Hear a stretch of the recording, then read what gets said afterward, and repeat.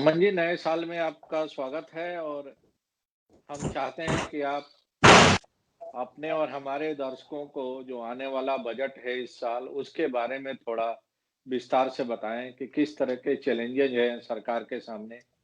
जो हाँ पिछला जी। बजट रहा है, उसकी जो एक्सपेक्टेशंस रहे हैं, वो कितना मीट आउ हो पाया है और अगर मीट आउट नहीं हो पाया, तो उसके पीछे क्या मेजर रीज़न रहे? क्या महज़ कोविड-19 रहा या और भी कारण रहे, जिसके वजह से जो पिछला फाइनेंशियल ईयर था, जिसमें सरकार ने बजट पेश किया था और उसमें तमाम तरह के एक्सपेक्टेशन और टारगेट निर्धारित किए गए थे। तो वो कितना पूरा हुआ, नहीं हुआ और आने वाला जो बजट है, उसको बनाने से लेके और उसको ग्राउंड लेवल पर ले जाने में किस तरह की चुनौतियाँ, किस तरह की कठिनाई सरकार को उठानी पड़ सकती है। तो इन सब विषयों पर हम चाहते हैं कि आप थोड़ा विस्तार से चर्चा करें। आप फाइनेंशियल सेक्टर के एक्सपर्ट हैं, जाने-माने अ अ, अर्थशास्त्री हैं और हमारे शो में इसके पहले भी आप आते रहे हैं। तो इसलिए हमने सोचा कि इस विषय पर आपसे ज़्यादा उपयुक्त और कॉम्पिटेंट शायद ही कोई होगा एनसीआर में, जो कि एक कॉम्प्रिहेंसिव इन्फॉर्मेशन शेयर कर सके। तो सबसे पहला सवाल तो यही है कि जो मौजूदा सरकार है, जिस तरह की चुनौतियों से जूझ रही है, चाहे वो किसान आंदोलन है, कोविड-19 के वजह से जो अर्थव्यवस्था पटरी से उतरी है, वो चुनौतियाँ हैं। जीएसटी के इम्प्लीमेंटेशन में जो व्यावहारिक दिक्कतें आईं, जिसके वजह से अभी हम लोगों ने आज पढ़ा है, आपने भी देखा होगा कि फाइनेंस सेक्रेटरी अजय भूषण पांडे जी का एक इंटरव्यू छपा है अखबारों में, जिसमें उन्होंने माना है कि जीएसटी में काफ़ी चोरी हुई है और उसको रोकने की कोशिश की जा रही है, प्रोसेस इवॉल्व कर लिया गया है। तो इन सारे विषयों पर हम चाहते हैं कि थोड़ा विस्तार से आप अपनी राय ज़ाहिर करें। पहला सवाल यही है कि जो पिछला बजट रहा, उसको आप किस रूप में देखते हैं? किस हद तक जो एक्सपेक्टेशंस थे पिछले बजट के, वो पूरे हो पाए हैं और नहीं हुए तो उसके क्या कारण थे? नहीं, आपने बड़ा अच्छा ये कार्यक्रम रखा है और बड़ा टाइमली रखा है। मेरे विचार में ये सरकार के लिए बड़ा सहायक रहेगा समझने के लिए कि आगे क्या क्या चुनौतियां हैं और क्या करना चाहिए।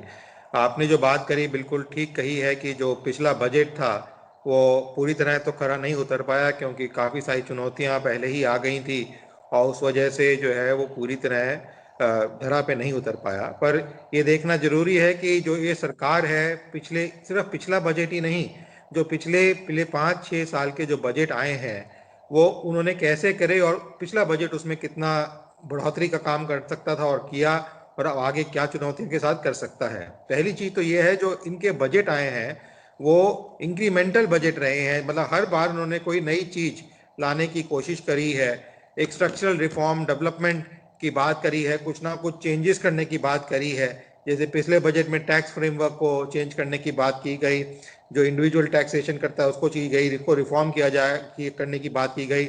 इंसेंटिव बेस्ड स्ट्रक्चर जो सरकारें फॉलो कर रही थी करीबन 20-25-30 सालों से, और जो हमने भी सजेस्ट किया था 1991 में, भारतीय संस्थान ने एक किताब निकाली थी टैक्स इंसेंटिव्स के बेसिस पे, जो 89 से किया जा रहा था कि डिफरेंट इन्वेस्टमेंट पॉलिसी फ्रेमवर्क किया जाए।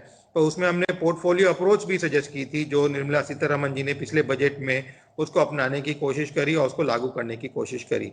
इस तरीके से अलग अलग क्षेत्रों में, और जो मेजर क्षेत्र हैं जैसे आपने कहा भी, एक तो जो है हेल्थ केयर है, उसके ऊपर काफी ज्यादा काम हुआ। अनअवॉइडेबल सर्कमस्टांसेस से दुनिया जो है, पूरा विश्व जो है इस समय त्राही त्राही हुआ है कोविड की वजह से। उन सबके बजट जो है हिले पड़े हैं, हिंदुस्तान का भी बजट जो है काफी हद तक हिला पड़ा है। पर सरकार ने कोशिश किया कि किस तरीके से जो बजट में एलोकेशंस की थी उनको यूटिलाइज करके, उनका नियंत्रण करके, उनको अध्ययन करके किस तरीके से उसको इस्तेमाल किया जा सके, ताकि वो एलोकेशंस भी यूज हो सके और साथ ही साथ जो कोविड की रिक्वायरमेंट्स हैं, हेल्थ केयर की रिक्वायरमेंट्स हैं, लोगों को बचाने की रिक्वायरमेंट्स हैं। अगर सेहत ही नहीं होगी तो आगे क्या काम करेगा कोई इंसान। और इसी को ध्येय को रखते हुए सरकार ने कोशिश किया कि किस तरीके से ज़्यादा से ज़्यादा लोगों को बचा सकें, कोविड की जो हेल्प कर सके, हेल्थ केयर वर्कर्स को, हेल्थ फैसिलिटीज़ को, इंस्टीट्यूशंस को इन्वॉल्व करके, educational institutions, medical educational institutions को इन्वॉल्व करके बाकी जो राहत दे सकते थे, चाहे वो डायरेक्ट बेनिफिट हो, चाहे वो जो है इमीडिएट मेडिकेशन की रिक्वायरमेंट हो, बेड सेंटर्स क्रिएट करने की हो, कोविड स्पेशल हॉस्पिटल्स बनाने की हो, जो बाकी देश भी कर रहे थे पर हिंदुस्तान ने भी की।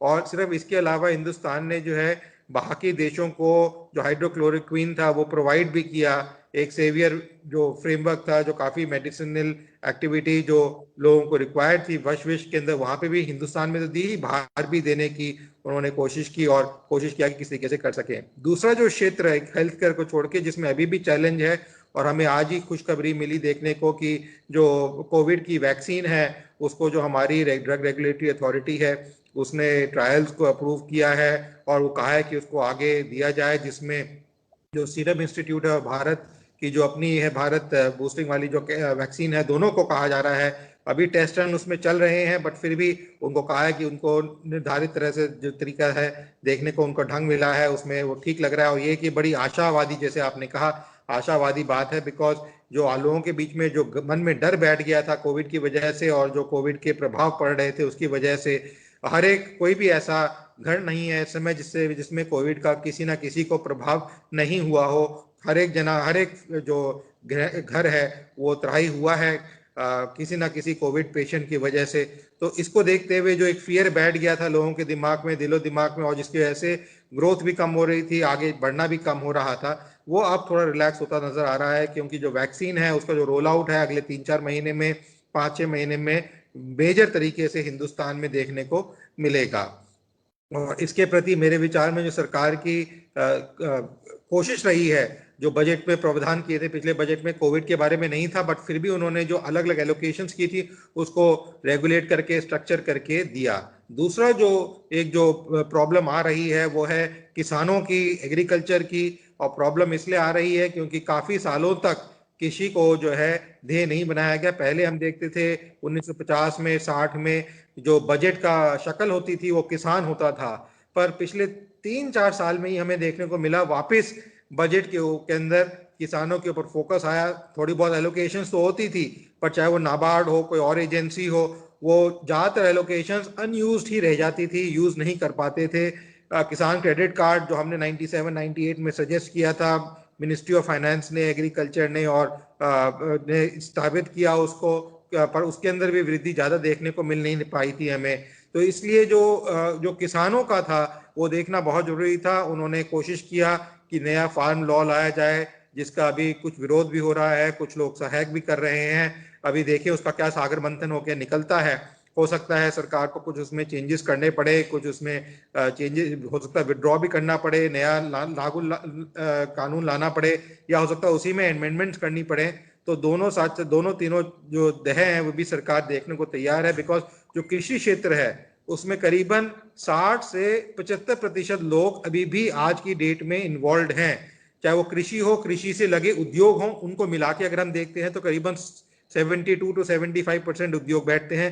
कृषि के अंदर हम देखें अलग अलग आंकड़े हैं, 58 से 65 के बीच परसेंट के करीब जो लोग हैं कृषि के अंदर, मेन कृषि के अंदर ही इन्वॉल्व हैं, और पोल्ट्री फार्मिंग उसके अंदर भी कुछ बढ़ोतरी देखने को मिली, लैंडिंग के अंदर देखने को मिली, फैसिलिटीज देने की बात देखने की मिली, जो बजट में की गई थी उसको निर्धारित तरीके से किसानों तक पहुंचाया गया। एक जो नई स्कीम लागू की थी उन्होंने कि किसानों को दिया जाए जो बेनिफिट, डायरेक्ट बेनिफिट ट्रांसफर की उन्होंने बात की थी, एक पेंशन स्कीम टाइप उन्होंने लॉन्च की थी, वो भी उसके तहत कुछ पैसा जो है हर क्वार्टर दिया गया है किसानों को। तो ये देखना जरूरी है कि ये कर तो रही है, पर आप ये सोचें कि एक दिन में कुछ हो जाएगा, वो मेरे विचार में गलत धारणा रहेगी किसी अमन के जी, लिए भी। अमन जी, मैं बीच में, सॉरी मैं रोक रहा हूँ आपको थोड़ा। दो चीजें आज काफी चर्चा में है। पहली बात तो ये कि कुछ विशेषज्ञों का मानना है कि कृषि को खुले बाजार में छोड़ना मुनासिब नहीं है, क्योंकि कृषि का जो क्षेत्र है, एग्रीकल्चर सेक्टर है, वो बाकी सेक्टर से अलग है। तो इसको ओपन मार्केट में इस तरह से छोड़ देना किसानों के हित में नहीं है। देश की 60-70% जो आबादी है उसके हित में नहीं है। और दूसरा, एक अटल जी का बहुत पुराना वीडियो वायरल हो रहा है सोशल मीडिया पर, जिसमें अटल जी जब विपक्ष में थे और बीजेपी विपक्ष में हुआ करती थी, उस समय देश के अलग-अलग राज्यों में भी फार्मर डिस्ट्रेस देखने को मिला था। और चाहे वो महाराष्ट्र हो, मध्य प्रदेश हो, गुजरात हो, माने हर राज्य में किसानों की बदहाली की खबरें आती थी। तो उसको लेके बीजेपी ने एक बहुत ही एग्रेसिव ऑफेंसिव और असर्टिव तरीके से मूवमेंट चलाया था। और अटल जी ने ऐलान किया था अपने तमाम पब्लिक मीटिंग्स में कि वे किसान आंदोलन को का राजनीतिकरण नहीं करना चाहते हैं, लेकिन अगर किसानों के साथ तत्कालीन सरकार हठधर्मिता का रवैया अपनाए रही, तो बीजेपी को किसान आंदोलन में कूदने में कोई परहेज नहीं होगा। तो आज की स्थिति कमोबेश वही है। एक बार फिर किसान सड़क पर है, किसानों के मन में सरकार की नीतियों को लेके अविश्वास है, ट्रस्ट डेफिसिट ज़्यादा है। उसकी मेरिट और डीमेरिट पर आप टेक्निकल तौर पर कह सकते हैं कि किसानों के खिलाफ नहीं है, जो तीनों कानून है, लेकिन जो हालात बने हैं धीरे-धीरे वो आम तौर पर ये माना जा रहा है कि जो तीनों कानून हैं, ये कॉर्पोरेट सेक्टर के दबाव में लाया गया है और इसका जो मेजर बेनिफिशियरी होंगे, वो कॉर्पोरेट सेक्टर होंगे। तो मैं आपसे ये देखिए, समझना चाह रहा हाँ, हूँ आपने कि बड़ा अच्छा कहा। इसी पे जी, आ रहा था इस समय जो आप बात कर हाँ, रहे हैं, मैं इसमें अब हाँ, आखिरी में आने वाला था कृषि के जी, जी, माध्यम में। तो जी, पहली चीज जो मैं कहना चाहता हूँ आपके पॉइंट पे मैं इमीडिएटली आऊंगा कि ये है कि जो किसान है, हिंदुस्तान का जो किसान है वो पैदावार अच्छी कर सकता है, बना सकता है, पर वो मार्केटिंग नहीं जानता है, ना मार्केट सिस्टम को समझता है, मार्केट मैकेनिज्म को समझता है, उसका पैदावार करनी आती है। और इसीलिए जो बिचौलिए हैं, ये जो प्रॉब्लम आती थी किसानों के अंदर, मैं काफी समय लोकसभा टीवी और चैनल पे, ऑल इंडिया रेडियो में भी, डीडी में भी गया पिछले 15-20 सालों में इसी विषय के ऊपर। उसमें देखने को मिलता था जो बिचौलिए हैं उनकी वजह से जो किसान मरता था, वो मर इसीलिए रहा था कि वो बना रहा था कोई चीज 2 रुपए की, तो मार्केट में बिक रही थी 200 रुपए की, 20 रुपए की, 25 रुपए की, 50 रुपए की। जो उसका मार्जिन था वो उसको कुछ मिलता ही नहीं, उसकी मेहनत का फल उसे मिलता नहीं था। जो बिचौलिए थे वो सारा ले जाते थे। जहां तक मार्केट मैकेनिज्म की बात है, मंडियां पहले से चल रही हैं हिंदुस्तान में, आज की नहीं है। और मंडियों के अंदर सिर्फ एमएसपी के ऊपर दाम पे नहीं, मंडियों में जो रेट है वही बार किसान अभी भी जाता है तो किसान से खरीदते नहीं है, उसका सामान खराब हो रहा होता है तो फिर कोई बिचौलिया आता है उसके अंदर और फिर वो उसको तय करवाता है कि उसे कम रेट देता है, किसान भी उसको कम रेट देने को तैयार हो जाता है और वो बिचौलिया फिर असली रेट जो एमएसपी रेट है या सरकार को दे रहे हैं तो उस रेट पे देना चला जाता है। मंडियों में भी कार्टेल बने हुए थे काफी हद तक। हिंदुस्तान में अलग अलग प्रांतों में अलग अलग मंडियां हैं, अलग अलग चीजों की मंडियां हैं, बिकॉज हर एक प्रांत में अलग अलग चीज का पैदावार होता है, अधिक पैदावार होता है। तो इसको देखते हुए कि कहें कि मार्केट मैकेनिज्म नहीं है, गलत रहेगा।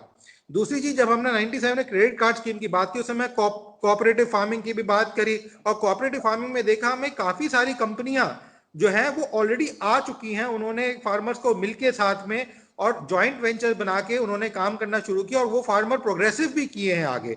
बाहर की कंपनियां, बाहर के देश भी आए हैं, हमने देखा हरियाणा पंजाब के अंदर और कुछ साउथ की स्टेट्स में भी देखने को मिला कि बाहर के देशों से, चाहे वो इजराइल हो, चाहे वो फ्रांस हो, चाहे वो जर्मनी हो, वहां से आके भी उन्होंने ज्वाइंट वेंचर करके कोऑपरेटिव फार्मिंग करके वो पैदावार को बाहर लेके जाते हैं, महंगे दाम में बेचते हैं, पर यहाँ पे भी किसान को एक अप्रोप्रिएट दाम उन किसानों को मिल पा रहा है। तो ये कहना कि मार्केट मैकेनिज्म कंप्लीट फेलियर है, मेरे विचार में गलत है। हाँ, उसकी नॉलेज फार्मर्स के पास कुछ कम है, पर मंडियों की नॉलेज पूरी है। जो मेरा, हम लोगों का भी सुझाव 3 साल से चल रहा था और प्रधानमंत्री जी ने भी 2 महीने पहले फ्रंट पेज पे न्यूज़पेपर्स में आया, उन्होंने कहा और हम 3 साल पहले कहे थे कि जो हम ये ई मंडियां बनाए हैं, ई नैम्स बनाए हैं, इनको किस तरीके से किसान जब पैदावार करता है कि एक मैसेज भेजे अपने मोबाइल से कि मैंने इतना पैदावार किया है, तो मंडी उसको अगर उठाती है, जहां बड़ी बड़ी कंपनियां 5-5, 10-10 रुपए का सामान हमारे घर तक पहुंचा सकती हैं, तो ये मंडियां जो है उस पैदावार को अगर उठाएंगी किसान से जाके, जो आसपास की जो भी मंडी हो उसके पास मैसेज जाए ये कंप्यूटर टेक्नोलॉजी की वजह से, इनाम के थ्रू, कि भैया ये पैदावार इस किसान ने की है, यहाँ पे उपज ये मिलेगी, आप वो मंडी इमीडिएटली अपना चीज भेजे। बिकॉज सड़कें भी इतनी अच्छी नहीं रही अभी भी, जबकि इतना प्रगति हुई है, रोड्स बनी है, इस सरकार ने कोशिश की कि रोड तक पहुंचाए गांव तक, पर फिर भी पूरी तरह नहीं बन पाई है। दूसरा, वो जो एक फ्रेमवर्क है उसको अगर कम दाम, मंडी से भी थोड़ा कम दाम मिलेगा बट उसको एक दाम अच्छा मिलेगा और एमएसपी भी मिलने की उम्मीद है उस केस में। जब वो मिलेगा तो ये जो बिचौलियों का सिस्टम है वो खत्म होने की चांसेस हैं। जो खाने का पदार्थ बनता है उसके जो वेस्टेजेस होते हैं, क्योंकि ट्रांसपोर्टेशन में खराब हो जाता है, किसानों के पास माध्यम नहीं है मंडी तक सामान ले जाने के काफी सारे, तो उसमें खराबी होती है। फिर और रास्ते रहते हैं, पड़ा रहता है सामान, वो बेच नहीं पाते टाइम पे, तो उसमें खराबी होती है। तो जब ये मंडी उठाएगी सामान को तो इमीडिएटली, और प्रधानमंत्री जी ने अब 1-1.5 महीना पहले की बात है, उन्होंने कहा कि हम कोशिश करना चाहते हैं ये फार्म लॉ लाने से पहले कि हम किस तरीके से किसान से उसकी पैदावार उठाएं ताकि वो मंडी तक ना आए, मंडी किसानों तक पहुंचे। जो इंपॉर्टेंट चीज वो ये देखने की है कि जो एक किसान की डिग्निटी है, जिसे हम कहते हैं डिग्निटी, एक जो स्वाभिमान है, उसको खत्म नहीं करना चाहिए, उसको बना के रखना चाहिए। बिकॉज उसी की वजह से हिंदुस्तान, आज जो हिंदुस्तान है वो चल रहा है। जो हम लोग खा पा रहे हैं, हम लोग काम कर पा रहे हैं, चाहे वो इंडस्ट्रीज हो, वो सेकेंडरी फीडर हो, कैसे भी हो, वो सब काम कर पा रहे हैं क्योंकि किसान जो है हिंदुस्तान में काम कर रहा है। और कोविड के टाइम पे भी उसने, किसान ने काम किया ताकि सप्लाई चेन मैनेजमेंट बिल्कुल भी डिस्टर्ब ना हो। जबकि ये फार्म प्रॉब्लम आ रही है, लोग बैठे हैं धरने पे, फिर भी काफी हद तक सामान आ रहा है मंडियों में, छोटी बड़ी मंडियों में, और सामान लोगों तक पहुंच रहा है। वो जो सप्लाई चेन और किसानों की मेहनत है वो पहुंचा रहे हैं ताकि लोगों को कोई दिक्कतें ना आए। जहां तक उनकी डिमांड है वो वाजिब है। एक जो राइट है, जैसे कुछ चीजें हैं, जैसे राइट है, लीगल फ्रेमवर्क का राइट है, वो इस लॉ में रिस्ट्रिक्ट किया जा रहा था कि सिर्फ डीएम और एसडीएम तक जा सकते हैं। वो चीज गलत है कि एक लीगल इंस्टीट्यूशन में मेरा एक सिविल राइट है कि मैं कोर्ट ऑफ लॉ तक जा सकूं। मैं, चाहे वो लोअर कोर्ट हो, चाहे वो हाई कोर्ट हो, चाहे वो सुप्रीम कोर्ट हो, उसमें मैं जा सकूं। उस राइट को, मेरे फंडामेंटल राइट को क्वेश्चन नहीं करना चाहिए। जो भी एक कॉन्स्टिट्यूशन में एक राइट दिए गए हैं मुझे, उनको कोई भी कॉन्ट्रावेलिंग एक्ट नहीं बनाया जा सकता है जो उसको क्वेश्चन करे। तो इस टाइप की चीजें हैं जो किसानों ने रेज करी हैं और उनको देखना जरूरी है कि वो कैसे बने। हाँ, आज जो है आईएमएफ के भी एग्जीक्यूटिव डायरेक्टर का इंटरव्यू आया, जो सुरजीत भल्ला जी है उनका भी आया, उसमें भी उन्होंने कहा कि कुछ प्रतिशत जरूर इससे हानिकारक होंगे लोग, पर हर एक नहीं होगा। हर एक कोई भी एक्ट आता है वो कुछ लोगों को बेनिफिट करता है, कुछ लोगों को डिसबेनिफिट करता है। ये कहें कि पूरी एक कम्युनिटी को डिसबेनिफिट करेगा, मेरे विचार में ये धारणा गलत रहेगी। जो सरकार बनाने की कोशिश कर रही है और अभी भी कोशिश कर रही है उसको चेंज करने की, पर जो चीज देखने वाली है ये है कि किसान को उसकी जो मेहनत है उसका मूल रूप मिलना चाहिए। बिकॉज अगर किसान जो है उसका सर ऊंचा है तो हिंदुस्तान का सर ऊंचा है। बिकॉज हिंदुस्तान किसान प्रदेश देश है। हिंदुस्तान कोई इंडस्ट्रियलिस्ट प्रदेश देश नहीं है, कोई सिविल इंजीनियर प्रदेश देश नहीं है, डॉक्टर प्रदेश देश नहीं है, किसान प्रदेश देश है। और उसको, और हर एक फैमिली, चाहे मेरी हो, मेरे बाप दादा भी उन्होंने किसानी की खेती करी है। ऐसा नहीं है कि जो है लोगों ने नहीं, आपके भी, आप मेरे को मालूम है, आप भी एक किसान परिवार से आते हैं, और भी ज्यादातर हिंदुस्तान किसान परिवार से आता है। तो ये कहना कि किसान को नहीं देखें और कृषि को ना देखें, मेरे विचार में, और इसका जो बजट का एलोकेशन है वो सरकार को हर साल कुछ ना कुछ बढ़ाना होगा, जो काफी सालों, करीबन 50 सालों से बिल्कुल भी बढ़ नहीं रहा था, उस पर तवज्जो नहीं दिया जा रहा था। उस पर तवज्जो देना सरकार का बहुत जरूरी है मेरे विचार में।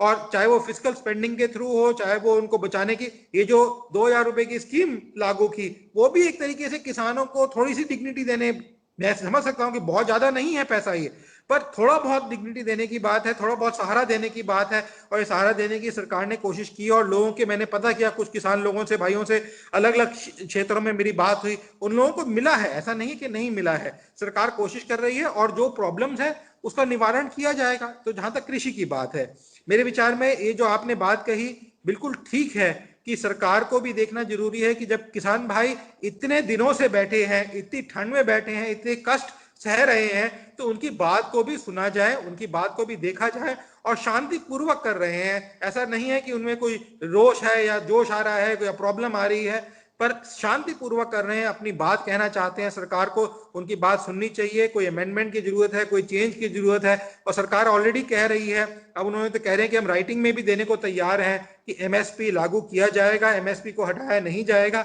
ये देखना जरूरी है किस तरीके से किसान जो है हमारा, उसका सर ऊंचा हो सके, उसका सर नीचे ना झुके। जो किसान की डेथ्स होती आई हैं पिछले 20, 25, 30 सालों में, साल प्रति साल होती आई हैं, अभी भी हो रही हैं, वो डेथ्स ना हो। जो उनकी मृत्यु है वो अपने सुसाइड कर रहे हैं, लोन की वजह से हो, या कृषि का पदार्थ ठीक ना बनने की वजह से हो, ना उनके घर वालों को खाना पीने के लिए पैसा ना होने की वजह से है, कुछ जमींदारों की एट्रोसिटीज की वजह से रहा है पहले। वो चीजें ना हो, देखते हुए सरकार को कदम उठाने चाहिए, और ऐसे कदम उठाने चाहिए जो इक्विटेबल राइट्स उनको दें, जो उनके राइट्स के ऊपर क्वेश्चन ना करें, जो उनके पैदावार के ऊपर क्वेश्चन ना करें, पर उनको जो अपने पैरों पे खड़ा, कोई भी किसान पैसा लेके डोनेशन नहीं चाहता है किसान चाहता है, बहुत मेहनती है हिंदुस्तान का किसान, वो चाहता है, सिर्फ हिंदुस्तान का किसान ने हिंदुस्तान में नहीं काम किया है, बाहर भी काम किया अलग अलग क्षेत्रों में, और उसने दिखाया है कि कितना महत्वपूर्ण तरीके से वो पैदावार कर सकता है। ये बाहर की जब कंट्रियां, बड़ी बड़ी कंट्रियां आ रही हैं हिंदुस्तान में पैदावार करने के लिए, ऑर्गेनिक फार्मिंग करने के लिए, और ये पैदावार लेके जा रही हैं और उन दामों को 10-10, 15-15, 20-20, 50-50, 100-100% पे बेच रही हैं, तो हिंदुस्तान अपने में सक्षम क्यों नहीं है कि हमारी मार्केट मैकेनिज्म एक क्रिएट किया जाए जो उस पैदावार को हमारा बेचे बाहर मार्केट में, और हिंदुस्तानी किसान को वो पैसा मिल सके जो बड़ी बड़ी कंपनियां आके कमा के लेके जाती हैं। और ये आज की बात नहीं है, पिछले 20-25 साल से ये चल रहा है, और ये देखा गया है कि ये ऐसी कंपनियां कमा पा रही हैं। जब कमा पा रही हैं तो हमारा किसान भी करे, हमारे किसान को पैदावार का पैसा मिले। तो मेरे विचार में मार्केट मैकेनिज्म रॉन्ग नहीं है, पर उसमें अगर कोई ट्वीकिंग करनी है, ठीक ठाक करना है, उसको लोगों तक पहुंचाना है, समझाना है, वो सरकार का कर्तव्य है, उनको करना चाहिए। अमन जी, हम फिर आते हैं अपने मूल जो मुद्दा है हाँ जी। बजट का, उसके ऊपर। और अभी जो आंकड़े आ रहे हैं इस समय, कहा जा रहा है कि दिसंबर 2020 तक जो फिस्कल डेफिसिट था वो करीब 11 लाख करोड़ था, और अनुमान लगाया जा रहा है कि मार्च 2021 तक यह फिस्कल डेफिसिट बढ़ के 14 लाख करोड़ हो सकता है। ऐसे स्थिति में क्या आपको लगता है कि सरकार जो तमाम वेलफेयर स्कीम्स पिछले बजट में भी अनाउंस की थी और चलाने की कोशिश कर रही थी, जो कि कुछ चल पाई, कुछ कोविड-19 की वजह से रुक गई, वह इस नए फिस्कल फाइनेंशियल ईयर में सरकार उसको कंटिन्यू रख पाएगी, या उसमें भी कटौती की संभावना आप देख रहे हैं? जो आपने बात कही है फिजिकल डेफिसिट पे, मैं उसमें एक सेकंड में आऊंगा। मैं दो क्षेत्रों पे और कहना चाहूंगा। एक तो है जो उद्योग वर्ग है, उसमें एक बड़े उद्योग वर्ग भी हैं और एमएसएमई भी है, और इससे रिलेटेड है जो आपका क्षेत्र आया है। ये जो उद्योग वर्ग है उसमें काफी सारे अब हमें चेंजेस कोविड की वजह से देखने को मिले हैं। काफी सारे क्षेत्र काम नहीं कर पाए थे, लॉकडाउन भी रहा।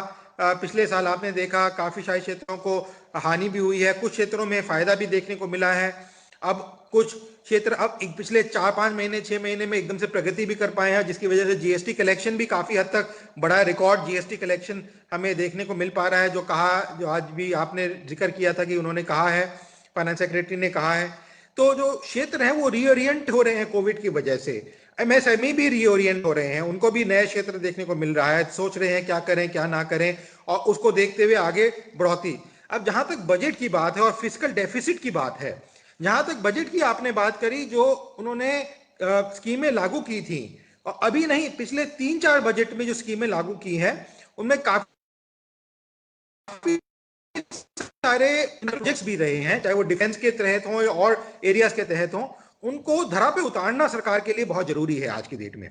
सिर्फ एक स्कीम लागू करने से बात नहीं बनती है। मेरे को याद है जब मैं वर्ल्ड बैंक में वॉशिंगटन डीसी में 2000-2001 में काम करता था, तो मेरे जो कॉलीग्स थे, जो सीनियर इकोनॉमिस्ट थे, जो डायरेक्टर से डिपार्टमेंट के, और काफी सारे मैं डायरेक्टर से मिला, वाइस प्रेसिडेंट से मिला, मैं कुछ प्रोजेक्ट्स कर रहा था जब, तो उन्होंने ये कहा कि ये जो हिंदुस्तान में प्लानिंग की प्रॉब्लम नहीं है, बहुत अच्छे प्लान बनाते हैं, बड़ा अच्छा काम करते हैं, और जब हम हिंदुस्तान में वर्ल्ड बैंक की तरफ से लेके जाते हैं प्रोजेक्ट, तो कहते हैं भैया अपना प्रोजेक्ट छोड़ जाओ, फंडिंग छोड़ जाओ, प्रोजेक्ट प्लानिंग हम अपने आप इंडिपेंडेंटली करेंगे, बाकी देशों की तरह हमें करना नहीं पड़ता है कि हमें पूरा उनको महकमा बना के देना है, सब कुछ करके देना पड़ता है। वर्ल्ड बैंक के अंदर भी व्यू था, हमारी प्लानिंग बड़ी अच्छी होती है, डिवाइजिंग स्ट्रक्चरिंग बहुत अच्छा होता है, पर जहां भी इंप्लीमेंटेशन की बात आती है वहां पे हिंदुस्तान पूरी तरह खरा नहीं उतर पा रहा है पिछले 20-25-30 सालों में। इस सरकार ने पिछले 6 साल में कोशिश करी है कि हम किस तरीके से इंप्लीमेंट करें, पर काफी सारे जो प्रोजेक्ट हैं, चाहे वो कोविड हो, चाहे वो कुछ और कारण रहे हो पिछले कुछ 2-3 सालों में, वो अभी भी वो प्रोजेक्ट को धरा पे उतार नहीं पा रहे हैं, और वो धरा पे उतारना उनके लिए बहुत जरूरी है, ताकि जो है बढ़ोतरी देख सकें। एक आम आदमी जो काम करता है, जो लोकल एरिया में बैठा होता है, चाहे वो डिफेंस कॉरिडोर हो, चाहे वो वाटरवेज कॉरिडोर हो, चाहे वो गंगा प्रोजेक्ट को ही लेके चले, बहुत सारे ऐसे प्रोजेक्ट हैं जिसमें काम करना जरूरी है, और सरकार को निर्धारित तरीके से काम करना जरूरी है।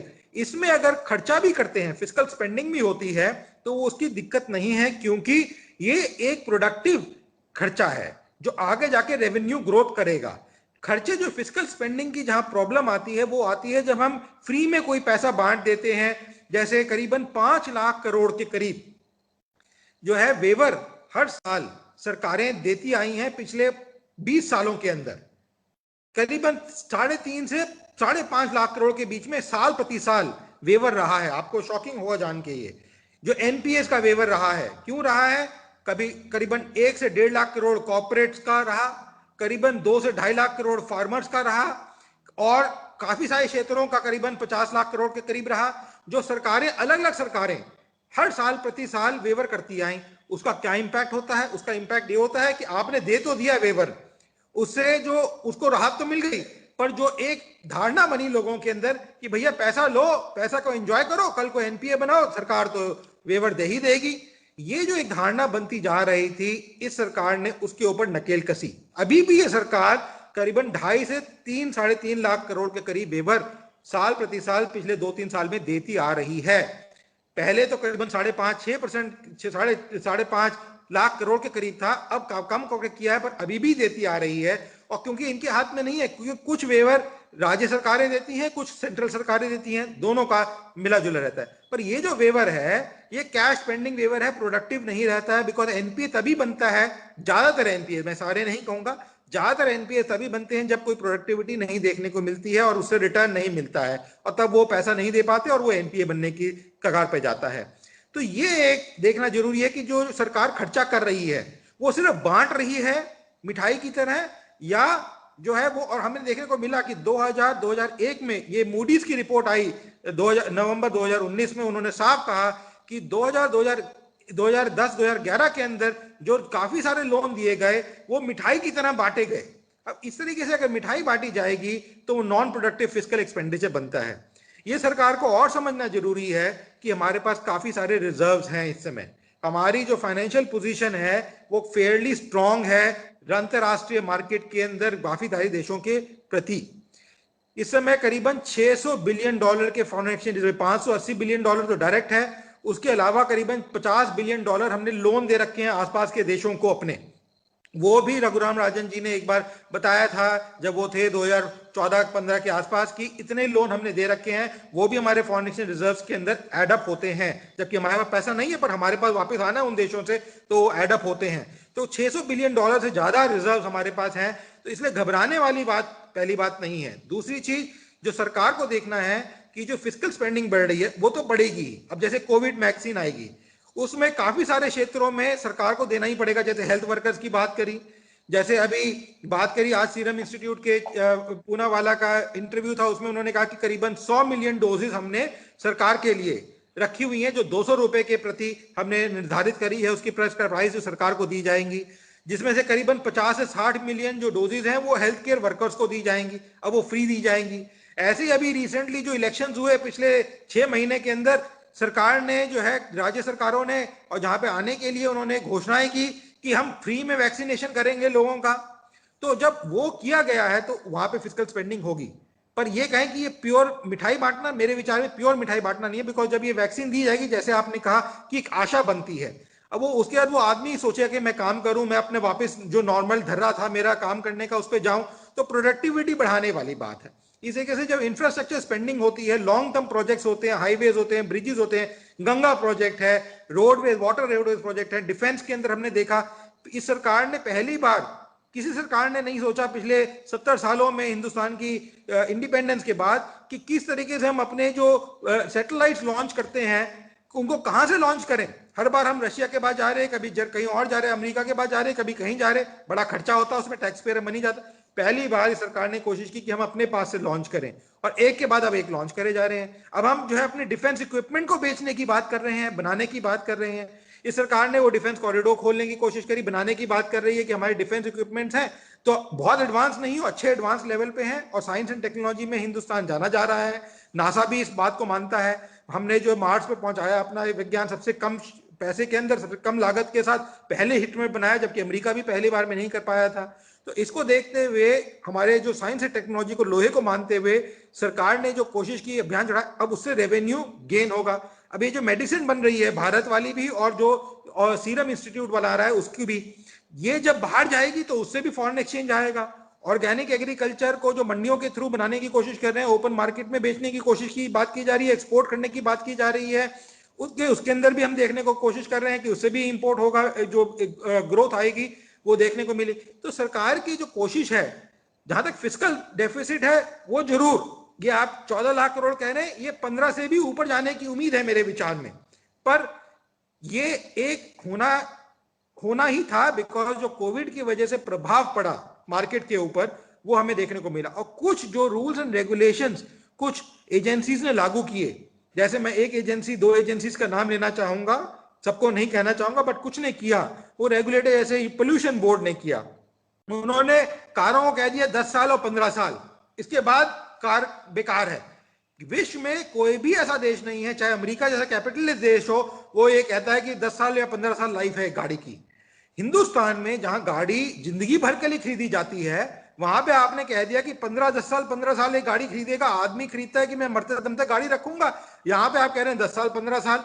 तो क्या हुआ, गाड़ी की सेल एकदम से फॉल हो गई। लोग कहते हैं हम गाड़ी क्यों खरीदे, हम तो ओबर उबर जो ये जो कंपनियां हैं जो चला रही हैं गाड़ियों को, उन्हीं को चला के काम कर लेंगे, पब्लिक ट्रांसपोर्टेशन इस्तेमाल कर लेंगे, हम गाड़ी क्यों खरीदेगा, 10 साल ही हमारी लाइफ है इस इन्वेस्टमेंट की।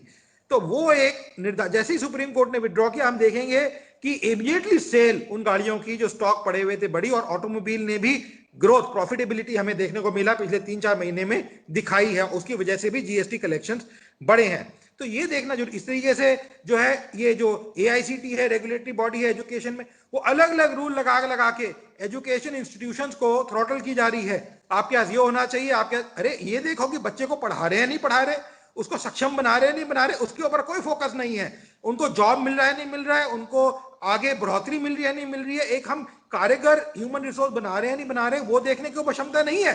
फोकस ये है भैया बिल्डिंग है, ये है, कितना है, वो बिल्डिंग को हम यूटिलाइज कर रहे हैं। मेरे को याद है जब मैं कोलंबिया बिजनेस स्कूल में पढ़ रहा था न्यूयॉर्क के अंदर, और सिपा में पढ़ रहा था, तो वहां पे कोलंबिया बिजनेस स्कूल में एक छोटी सी बिल्डिंग में, जिसमें टोटल शायद 3 या 4 लाख स्क्वायर फीट होगा, करीबन 4000 बच्चा पढ़ता था, 2000 फैकल्टी मेंबर बैठते थे।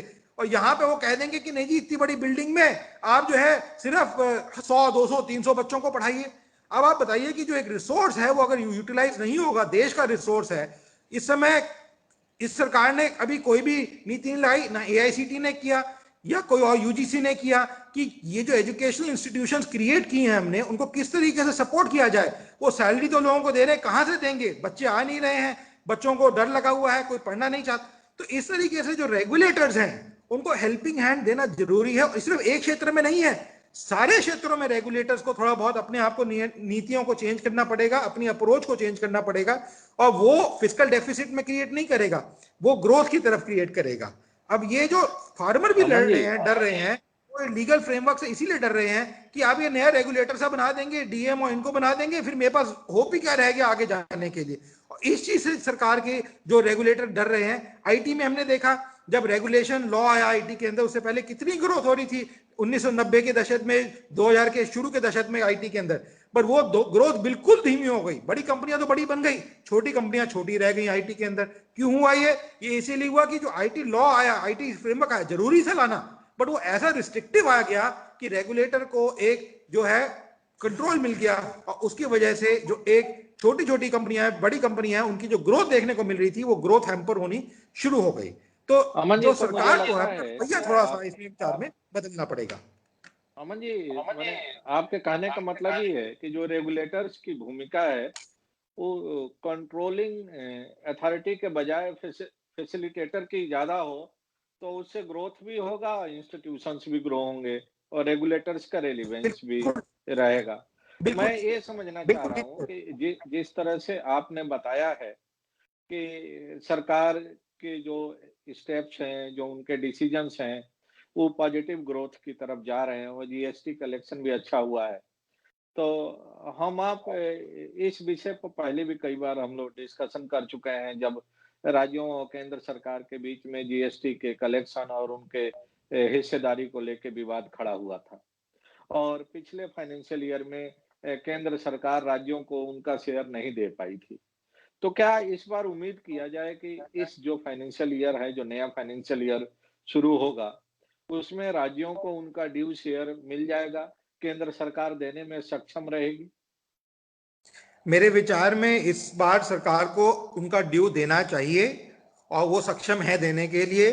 ये जो 3%, 3.5% फिस्कल डेफिसिट की जो फिगर है, वो एक डेवलप्ड नेशन के लिए इस टाइप की फिगर रखना ठीक है, पर एक डेवलपिंग नेशन, एक इमर्जिंग मार्केट जिसे हम जैसे कहते हैं हिंदुस्तान है, जहां पे बहुत गरीब भी हैं, अमीर भी हैं, सब टाइप के लोग रहते हैं, उस जैसे देश के लिए बिल्कुल ठीक नहीं है। ये देखना जरूरी है कि ऑन गोइंग कंसर्न जिसे कहते हैं, कोई चीज किसी ने उसमें निवेश किया है, पैसा लगाया है, वो चलते रहना चाहिए। किस तरीके से एक ऐसा एनवायरनमेंट क्रिएट किया जाए, एक माहौल बनाया जाए कि वो चीज चलती रहे और बढ़ोतरी की तरफ हम हिंदुस्तान को लेके जा सके। इस चीज को देखते हुए कि जब हम $5 ट्रिलियन इकोनॉमी की बात कर रहे हैं, कोई बहुत दूर नहीं है, बना सकते हैं, कोई बड़ी चीज नहीं है, उसको बनाने की क्षमता रखें। इस बार हमारा बैलेंस ऑफ ट्रेड भी पॉजिटिव आया। मेरे को याद है 2003-4 में जब हमारा एक्सचेंज रेट करीबन 44 रुपीज से एकदम से 30 रुपए पे गया था, तब भी जो है हमारा बैलेंस ऑफ ट्रेड पॉजिटिव हो गया था और उसे बढ़ोतरी देखने को मिली थी।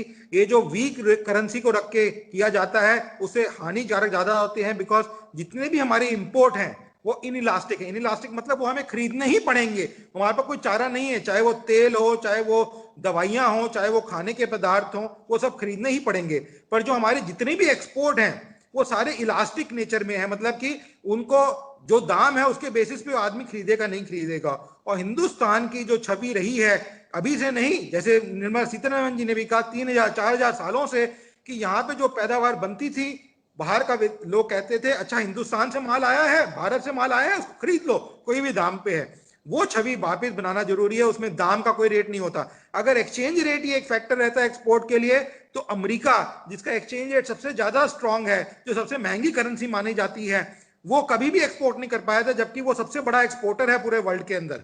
तो वो जब एक्सपोर्ट कर पाता है स्ट्रांग करेंसी के साथ, तो हिंदुस्तान को, आरबीआई को भी ये देखना जरूरी है कि ये जो नीति एक्सपोर्ट के प्रति लगाई जाती है, ये इसको रीवैल्यू करना चाहिए, रीअसेस करना चाहिए, और फिस्कल डेफिसिट से काउ डाउन नहीं होना चाहिए, खर्चा करना जरूरी है। और इस साल सरकार को खर्चा करना पड़ेगा, राज्य सरकारों को भी पैसे देने पड़ेंगे, लोगों तक भी पैसे पहुंचाने पड़ेंगे, ये जो दवाई पे खर्चा है वो भी खर्चा करना पड़ेगा, जो हेल्थ फैसिलिटीज है उनको और सक्षम बनाना पड़ेगा।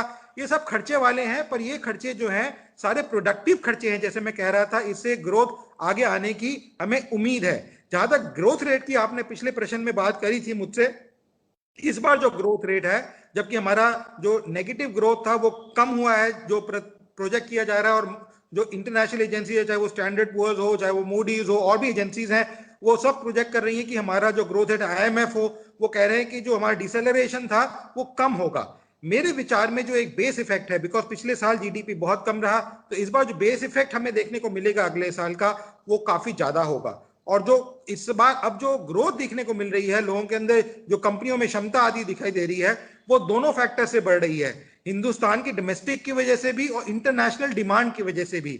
तो दोनों को देखते हुए सरकार को अपने कदम उठाने चाहिए, किस तरीके से ट्रांसपेरेंसी लाए, मार्केट मैकेनिज्म को स्ट्रॉन्ग करे, और किस तरीके से हिंदुस्तान के जो व्यापारी है उसको विश्व की मार्केट में लॉन्च कर सके। जैसे अमेरिका ने जो बड़ी बड़ी कंपनियां हैं उनके थ्रू अपने प्रोडक्ट को विश्व के अंदर लेके गई है, किस तरीके से, और इन्होंने मार्केट मैकेनिज्म बना दिया है, पूरी एक कंपनी बनाई हुई है जो ये कर रही है, सिर्फ पर अभी सरकारी कंपनियों के लिए कर रही है, कृषि को भी लेके जा रही है उसमें, बट और पदार्थों को भी, एक आम आदमी, एक छोटा व्यवसाय वाले को भी उसमें लेना जरूरी है, ताकि वो अपना माल अगर यहाँ पे बेच सके तो यहाँ पे, नहीं तो बाहर मार्केट में बेच सके तो बाहर मार्केट में उसको बेचने की क्षमता उसमें बहुत आ बहुत सके। धन्यवाद है अमन जी, मेरे को उम्मीद है इतनी कि अच्छा महत्वपूर्ण जानकारी साझा करने के लिए। हम लोग फिर दोबारा मिलेंगे चोट इस रही। बजट के बाकी विषयों पर और डिटेल में चर्चा करने के लिए। तब तक के लिए बहुत बहुत धन्यवाद। Thank you. धन्यवाद, नमस्कार, धन्यवाद।